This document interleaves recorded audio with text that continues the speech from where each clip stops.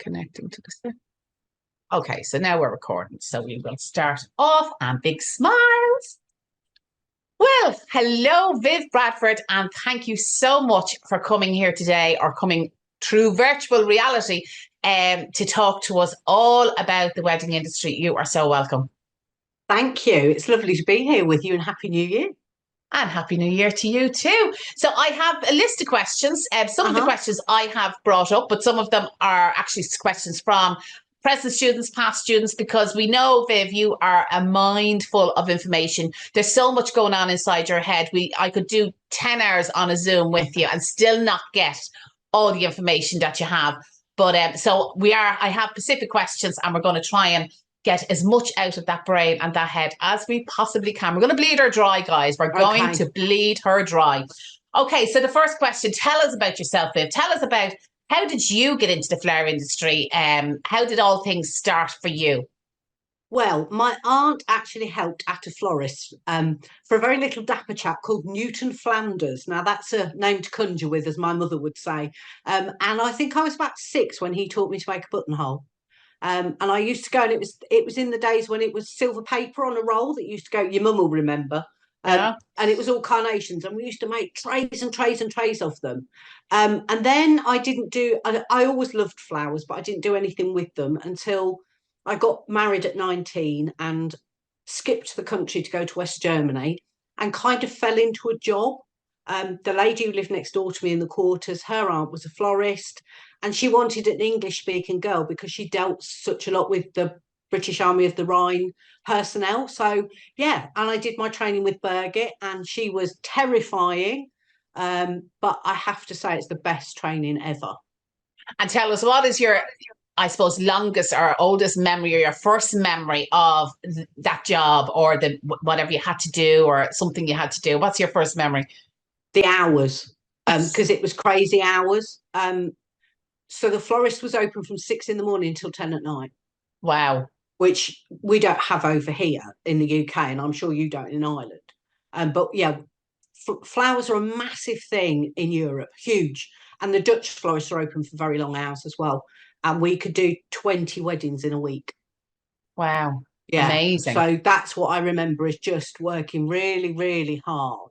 And having access to flowers that we didn't have in the UK at the time. So I can remember making wedding bouquets out of cut cyclamen and snowdrops and things like that, which we just didn't have access to. So I've been incredibly lucky actually to do my training there. And they're sort of flowers that are nearly coming back in on trend again, aren't they? Absolutely. So like, you already have the knowledge of working with those type of flowers, so this is where your experience. So what happened after Germany then? So how did you end back in the UK, and like, where did you came back? Tony came out of the army, and we came back to the little town in Lincolnshire that we're actually both from. And then I found out I was pregnant with my first child, so I didn't do anything for a couple of years while the boys were small, and then kind of stepped back into working in shops, and progressed up to managing shops for other people, which in itself was, well, I couldn't do what I do now without having had that step on the way. So I think every little step of your journey, you learn something from that, and you take it away with you and squirrel it away, because it's often useful in the future. And then I ended up working in quite a busy shop. And then about 7 years ago, I decided that I was going to come out of the shop, not manage it anymore, and work for myself. And that's what I've done. So I now have a studio attached to my house. Excellent, excellent. And tell me, what part of the industry as a whole thrills you the most? What gives you the most enjoyment or the most excitement? What thrills you most now and back then, I suppose, because you're at two totally different stages now. Yeah, I am. And I've also worked in wholesale in between, which is why I have the geeky knowledge that I do. And obviously I now have Facebook groups for florists and all sorts of things. So it's still wedding work for me. It really is. Yes. That's what floats my boat. That's what I love the most. And do you think customers have changed over the years? Like obviously wedding trends have changed, but do you think that brides and wedding couples and grooms and mothers of the brides and mothers of the grooms, do you think has changed much, or is it still basically the same? I think they're a lot more informed now. You know, I remember when I was working in a shop, they'd come in and they'd ask for roses, and that's all they'd ever want. You know, and freesias, I suppose they were the two things in the 80s that were big in weddings. Um, Now I think they're a lot more open to being educated as well, which I love. I love the fact that they will want to know about the provenance of where things have come from, or they'll want to know how we can make it more eco-friendly, or they'll want a specific style, whereas, you know, we didn't have different styles particularly. It was the style of the day and that was it, whereas now anything goes. So I Yeah. think as a florist, that's challenging. And I do think that's where good training comes in, because you've got to be able to do any one of those styles. Yes, yes. So I'm talking about training. So I believe that if you learn the foundations, you can adapt to any style of, be it a flower arrangement, wedding bouquet. It's a bit like hairdressing. If they learn how to do certain cuts, they can do any Yeah, whatever style comes into fashion, they can do it. Do you think it's the same? Is I this do. why I know you are so much about training? Is that the reason why? Yes, because I think if you've had a good training, you can turn your hand to anything because you've been trained. You will know how to adapt that training to suit whatever it is that you're making. And now we're moving into, you know, from your module 4, the massive installation work. That was never a thing when I first started. We didn't do that. And there is a massive element of health and safety around that. And I think we need to be very aware of the fact that we need training to do that sort of thing. I know through lockdown, there's lots of people who popped up who are quite good with flowers, who now think they're a florist. And I'm sorry, you're not. You're really not. And if you want to do that, you owe your couples the very best training that you can avail yourself of. And it's even Yeah, easier now to get training than it used to be. yeah. And you know what? Like I see it myself in Facebook groups where people will say, you know, or they've just and they're doing their friend's wedding, and he's just like, oh my god, for the person getting married, it's the most important day of their Yep. life. And I just sort of say, well, it's like going in for heart surgery. Would you want somebody who's just, you know, that's their first time to operate on your heart? So the Mm, same thing with weddings. And I think this is where our industry is devalued, or our skills are devalued, is by people letting somebody who has no training test it out on their wedding. I agree. And I always say to people, I can put a plaster on, it doesn't make me a nurse. And I can blow dry my hair and it doesn't make me a hairdresser. Exactly. You know, and that is, somebody has spent thousands, and I mean thousands, on their wedding day. There is no such thing as a cheap wedding. And it's all about professional integrity for me as well. You know, if you really want to have a career, why would you not avail yourself of the best training? Whatever job you have Yeah. to be trained at some point. And I do believe it's how you make money, because there's Yeah, so many florists out there that are not making money, or so-called yeah, florists that are not making money, and they're not making money because they haven't learned how to yeah, commercialize what they're doing. yeah. And it also makes it hard for those other florists out there who have taken the training, because if you're undercutting in your industry, you're making it hard for yourself, but you're also making it hard for everybody For else. everyone else. Yeah, absolutely. What trend do you notice with weddings coming up this year? So what are you seeing as the trends? Because Bright obviously you're colours. taking bookings for 24 and probably 25 now, are Yeah, you? So what yeah. trends are you seeing? Brighter colours, actually, is what's coming in. And I have to say, and I know Jeanette believes this as well, but every time there's been a recession, brighter colours come in. It's almost like we want to cheer ourselves up. Yeah.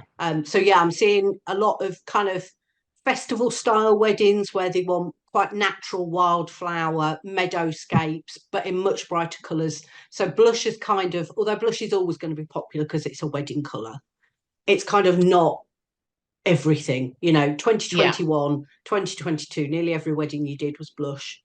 Yeah. And I'm also seeing a lot of blue coming through, which isn't a colour Okay. that's been used. But yeah, I've got a lot of blue weddings this year, Okay. which is Wow. lovely because blue and Yeah. white always looks And amazing. actually, you know, blue is probably a question we're asked a lot on blue flowers. And that's actually, I actually have got a blog done on blue flowers that are available for weddings. And I must consult with you on that. And Yeah, we blow that up.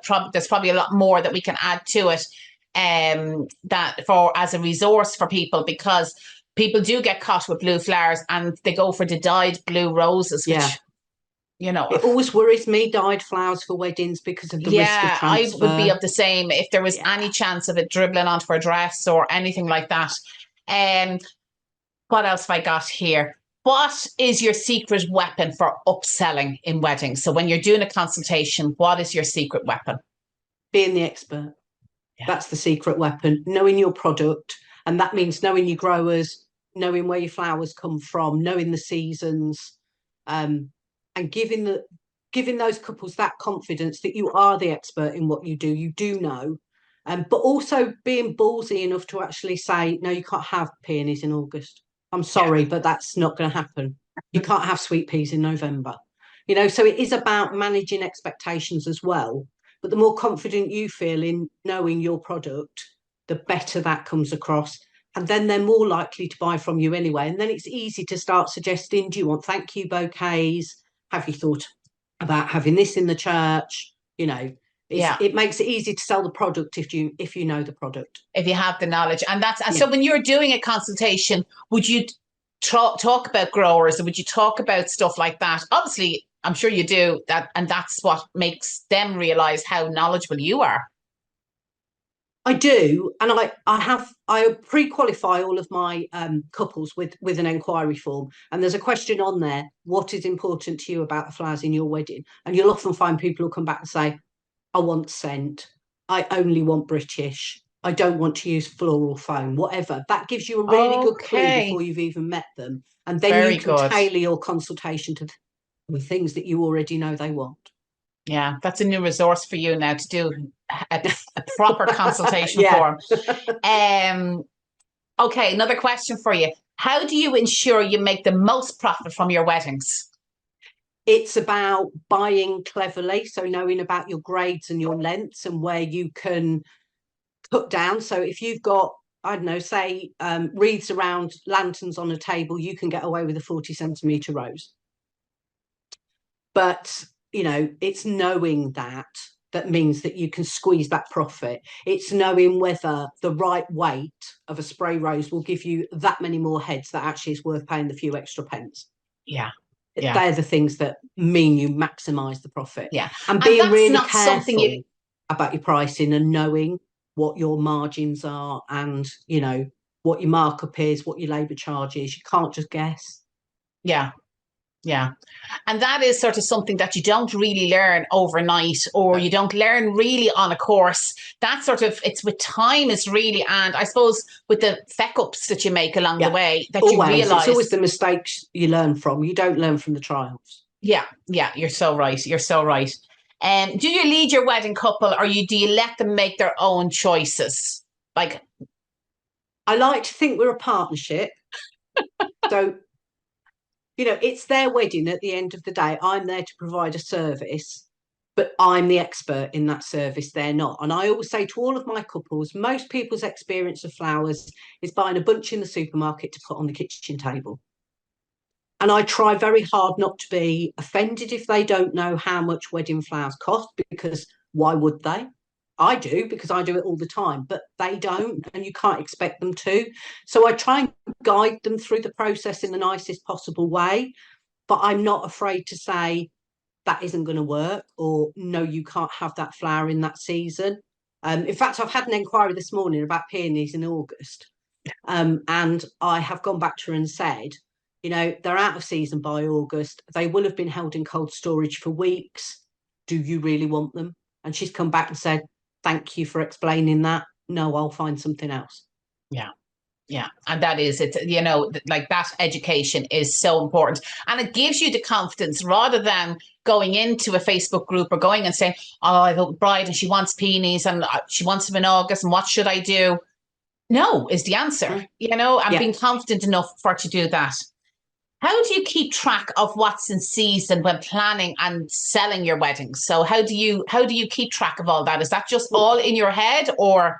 It is all in my head, but I know that I've got a bit of a weird head. I'm a bit of a floristry geek, aren't I? So, so for me, it is in my head, but that's because I've worked in wholesale. So I understand that branch of the industry, which most florists won't. But I also have a resource that florists can buy. called the Flower Bible, which actually lists every commercially available flower pretty much, and the seasons and lots of other things about them. And and like we will come to talk about the Flower Bible, because we have seen the unedited version and we've seen the edited version, and we've seen the final finished one. And when you were talking there about weight and length and that sort of thing, straight away in my head was like, well, you need to go to the Bible. Go to the Bible, and that's where you will find out where things will work better for you. But we will talk about the Bible in a little while. Because it's such an amazing resource, and I'm glad you reminded me about that. What is how do you manage mother-in-laws or mother-in-laws to I be? don't deal with mother-in-laws. I am very strict about this. Okay. So I think if you're in business, it's okay for you to set the parameters around your business that work for you, because it's your business. So my contract, whoever's paying, is with the bride and groom, and that is who I deal with. Okay. And sometimes that can be quite difficult, because often you get, mother-in-laws who want to do the flowers, or mother of the bride and aunties who wants want to help do the flowers. And I'm all for, I'm very family orientated. Half of my family are Irish, the other half are Spanish. Both are very big on family. So I'm all about it being about the family, but I'm also very open about the fact, well, I've got no problem with your mother-in-law doing the table arrangements, but they aren't going to look like a florist did them, because a florist didn't. Yes. So you have to then make your choice as to where you want to be with that. And some florists aren't comfortable with that at all, and it will be in their terms and conditions that they are the only provider of flowers. But it's very hard on the day if you turn up to put flowers on the cake and you see there's already flowers on the table. What are you going to do? Take them off? Exactly. I think it's very hard to enforce that to be the only florist and nobody else to do anything else, but I think, as you say, is that they have to realize that this is going to look so professional, and they're not, and they're going to be a different type of flower, probably a different color, unless obviously you're selling the flowers to them, which is also an option, I suppose. Yeah, and that's definitely a money spinner if you can do it. There's nothing wrong with that. And absolutely. I do often. Yeah. And let them off to do what they want to do. You're making your money without having to do all the work with it. Tell us more about the Floristry Geek, and how did that come about? Because I know we're leading into the Bible here, but initially you were the floristry coach. Yes, you were the floristry coach, and that's what you were when we met you first. Yep. And we met over COVID. We met just through chatting, and we sort of were all on the same wavelength when it came to the industry. Not so much our businesses, but in the industry, we had the same sort of thinking cap, and I think that's why we clicked so well. Yeah.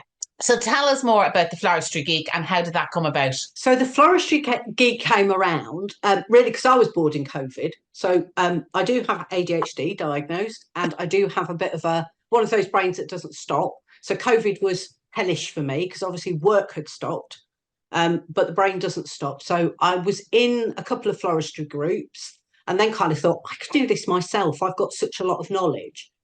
And as that's coming out of my mouth, that sounds really, really big-headed. And I don't mean it that way. But it's not. But it's true. For me, it's all about the mentoring, because I've had amazing mentors in my life. And I do believe that I owe the industry something. So if I can help new florists or whatever, then I'm happy to do it.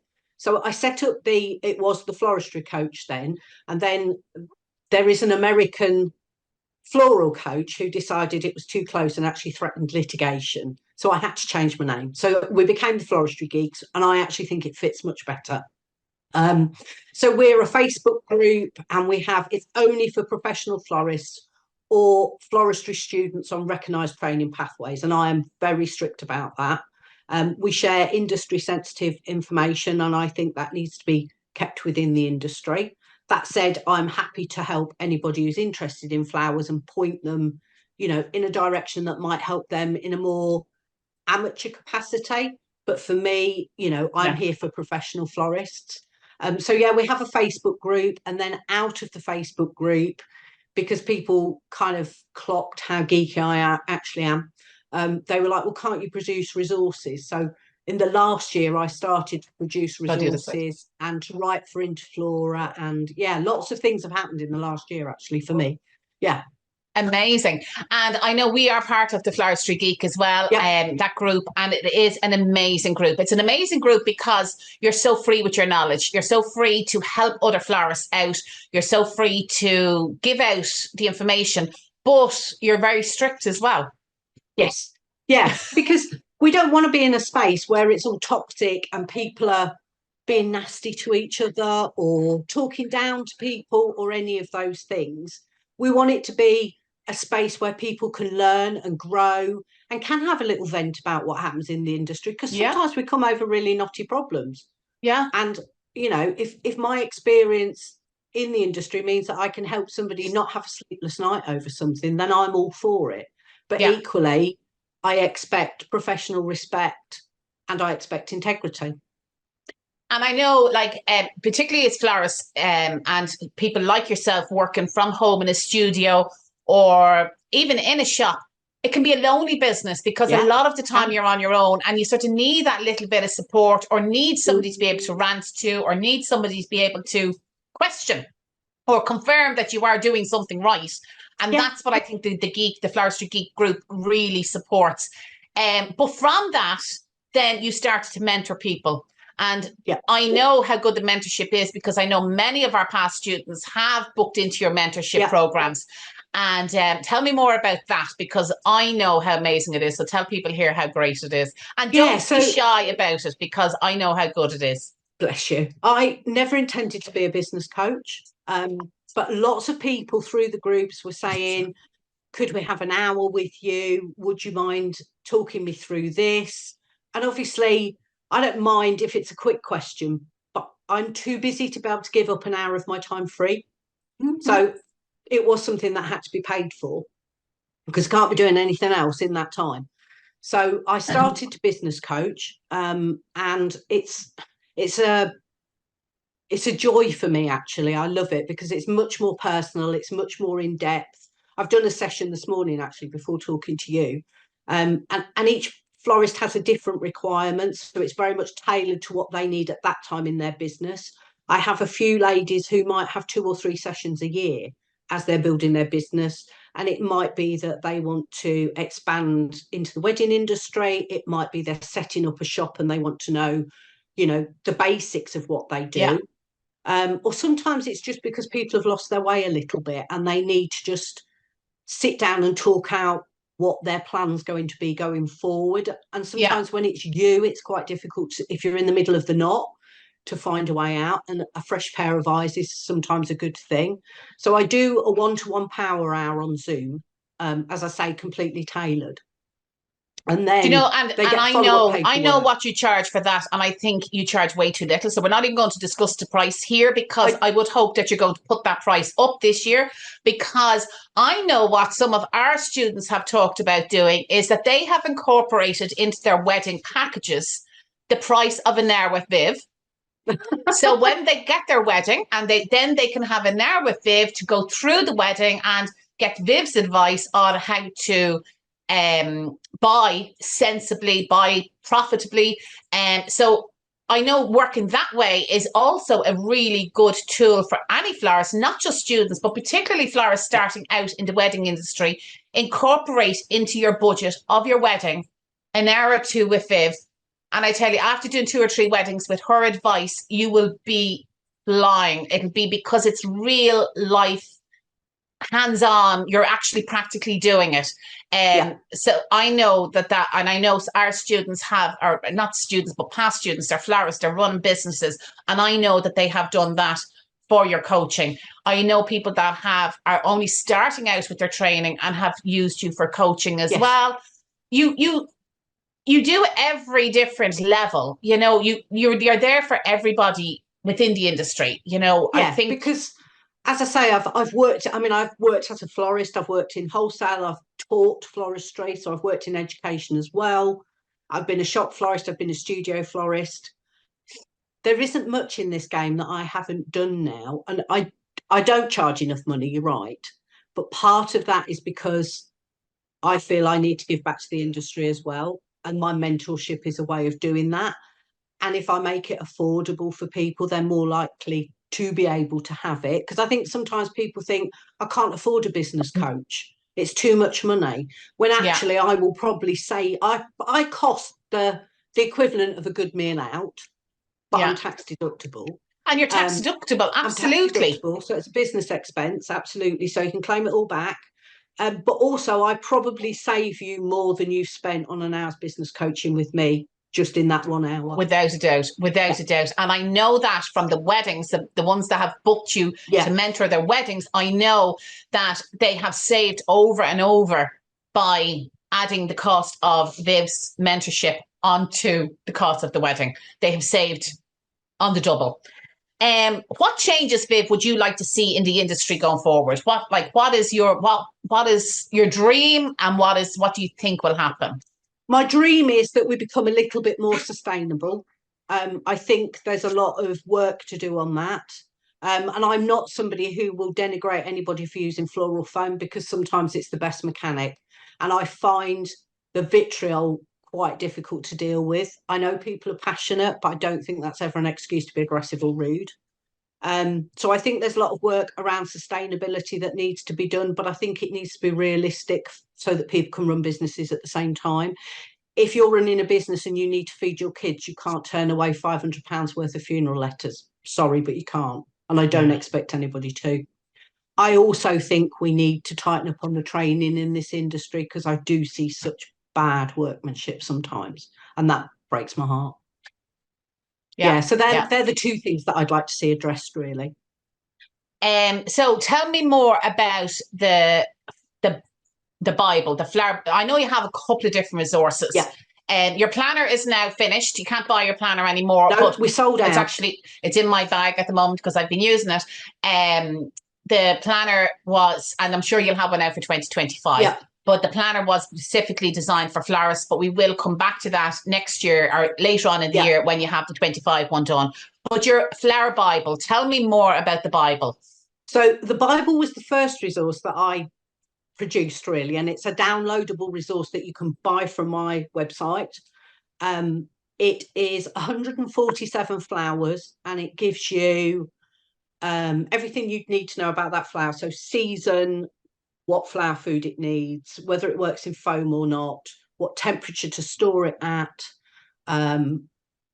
what else is on there, whether it's sensitive to ethylene gas, which will shorten the life of flowers. So it's like a technical manual.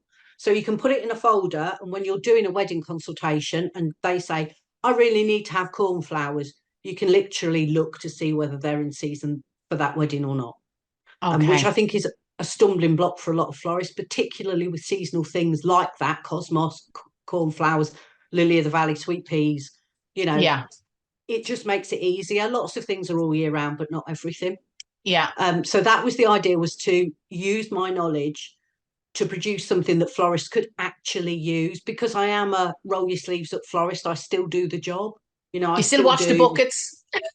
Yeah, I do. I bleach, I sweep floors. I'm like Jeanette. We don't have flower fairies that do it for us. We do unfortunately have to do that ourselves. And listen, if somebody wanted to buy the Flower Bible from you, how do they go about that? So if they go to my website at www.mrsbsflowercompany.co.uk, I'm going to put it here in the video. Then they'll find the Flower Bible on there for £15. That's all it costs. Wow. And it's a download. So you can download it, print it off as many times as you need to. So if you spill your coffee on it, you can just have another one. Print it off. You have it there. Yeah. So and I know you've talked about other resources, and I know that we are gradually over the years going to pull out of that head of yours as much information as we possibly can. So what's next online for you? So what's next online for me is the Buying Bible, which I'm working on at the moment, which is actually much bigger than the Flower Bible, and that is all about buying and buying well.